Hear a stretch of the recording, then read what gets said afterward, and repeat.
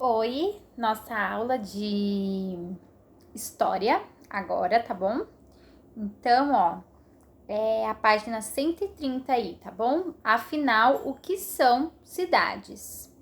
Nesta aula, você vai estudar o que define um lugar como cidade. Então, olha só. Você estudou que a sua casa e a sua rua, junto com a outras casas e ruas, compõem o que chamamos de bairro.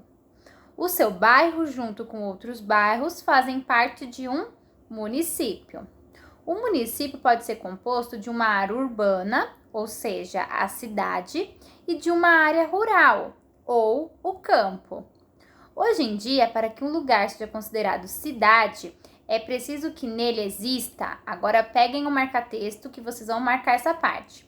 É preciso que nele exista uma ampla rede de comércios, serviço e lazer, como educação, saúde, transporte, pavimentação de ruas, abastecimento de água, coleta de lixo, cinemas, parques, praças e etc., disponíveis para os seus habitantes. Então, o que é caracterizado?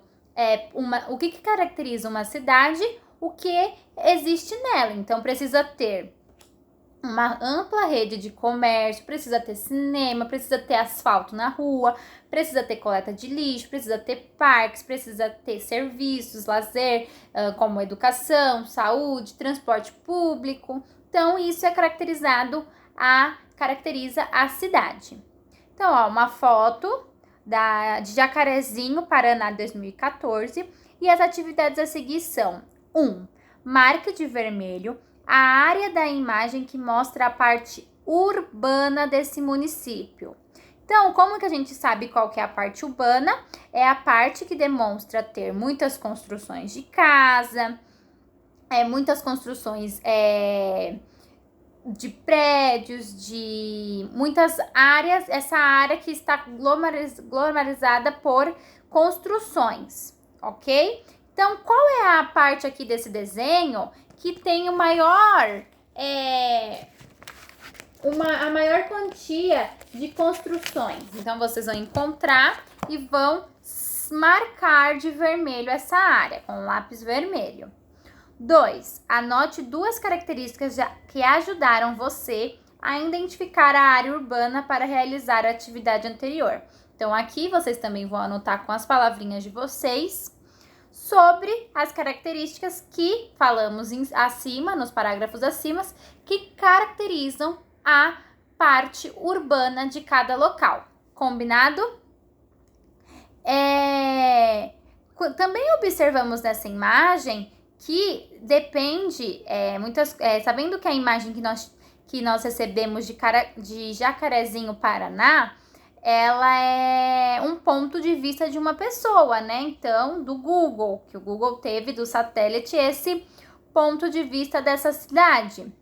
E também conseguimos observar que, olha só o traçado das ruas. Então, tá vendo a divisão das casinhas aí no nosso livro, que tem uns espacinhos entre as construções? A distâncias entre os terrenos vazios, as zonas de vegetação. Tá vendo que existem essa marcação aí? Vocês conseguiram observar? Por um outro lado, fica um pouco mais difícil verificar se essas construções são comércios ou residências, não é mesmo? Nós só conseguimos observar que são construções. Agora, se são lojas ou se são casas para moradores, nós não conseguimos observar desse ângulo, ok? Então, respondam aí a 2 com como que vocês descobriram que era a parte urbana. A 3 também, vocês irão responder, pessoal, que é: qual o nome do município onde você mora e se você mora no campo ou na cidade. Vocês vão justificar por que vocês moram na cidade ou por que vocês moram no campo, ok? 4. Observe o gráfico e responda as questões. O gráfico, então, é população, tá escrito do ladinho, população rural, população urbana, e o título do gráfico é Distribuição da população do Brasil em 2010 em áreas urbanas e rurais. Então, olha só, o urbano, o rural era de 20 em milhões e a população urbana era de 160 milhões. Então, qual que tem mais? A rural ou a urbana? A urbana, não é mesmo? Então, sobre o que é o gráfico? Então, o gráfico, ele mostra o quê? Ele traz pra gente a ideia de população rural e urbana no Brasil. Então, o gráfico mostra as populações urbanas e rurais do Brasil em 2010. Como que a gente sabe isso, Pro? A gente vê no título. Então, o título é o quê?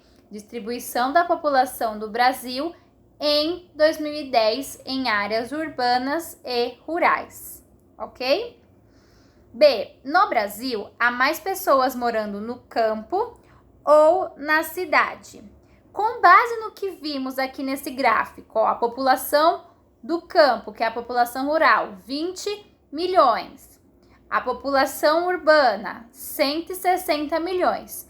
Qual desses dois são o maior número? Qual do gráfico aqui é a coluna maior? É a coluna da população urbana, não é mesmo?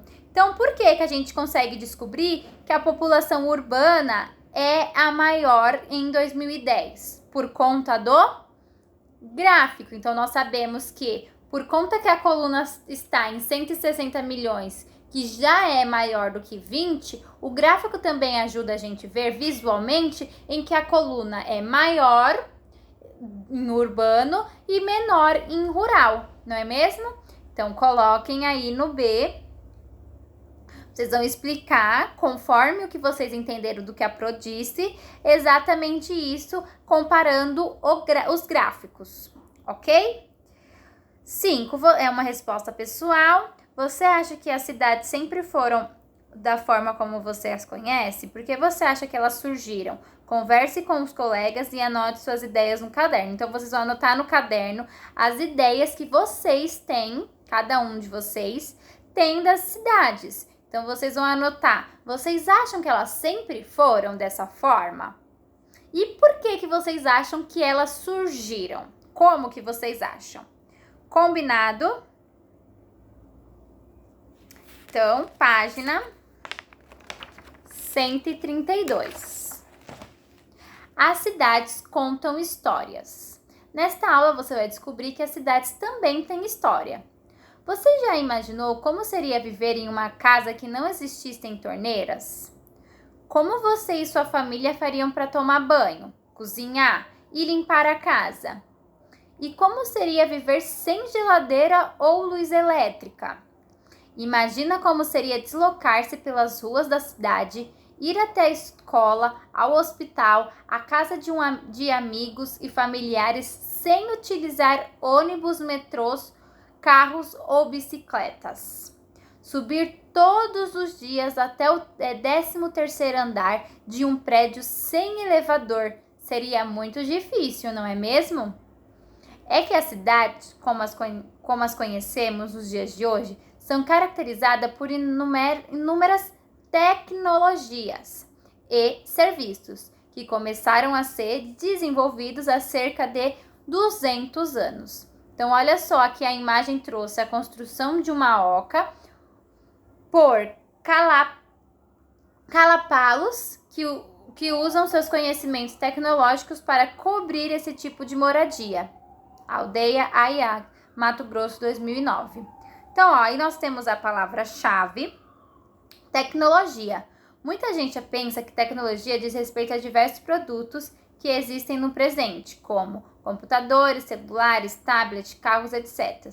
Mas quem assim pensa está enganado. A tecnologia está presente na vida do humano desde os tempos mais antigos. Ela diz respeito ao conjunto de conhecimentos que cada cultura desenvolve para atender suas necessidades e que são usados nas mais diversas atividades. Por exemplo, para que um indígena possa construir uma moradia, é necessário que use diversos conhecimentos, que materiais usar, onde consegui-los, como transformá-los, etc. E isso é tecnologia. Então, todas as culturas possuem suas próprias tecnologias, ok? Ao abordar esse tema, tecnologia, temos também recentes ideias que a sociedade nos traz como ideias tecnológicas. Porém, nós não podemos descartar que no passado, no presente, também teremos no futuro diversas tecnologias, como, por exemplo, essa construção da oca, ou esses conhecimentos que as pessoas em cada cultura precisam ter para desenvolver algo, ok? Para saber como nossa vida hoje está relacionada com as tecnologias criadas nos anos 180, ou seja, entre 1800, ou seja, entre 1800 e 1898, destaque as peças da folha 17 e monte a tabela da folha 18 do material de apoio. Então, vocês irão fazer essa atividade, ok? Para vocês relacionarem isso da vida anterior com as tecnologias anteriores, com as tecnologias de agora, como que elas estão relacionadas. Na próxima aula de história, nós continuamos na página 133 e 134 para continuarmos o nosso livro. Combinado? Então, vocês ficam com essa atividade para fazer. Beijo e até a próxima aula!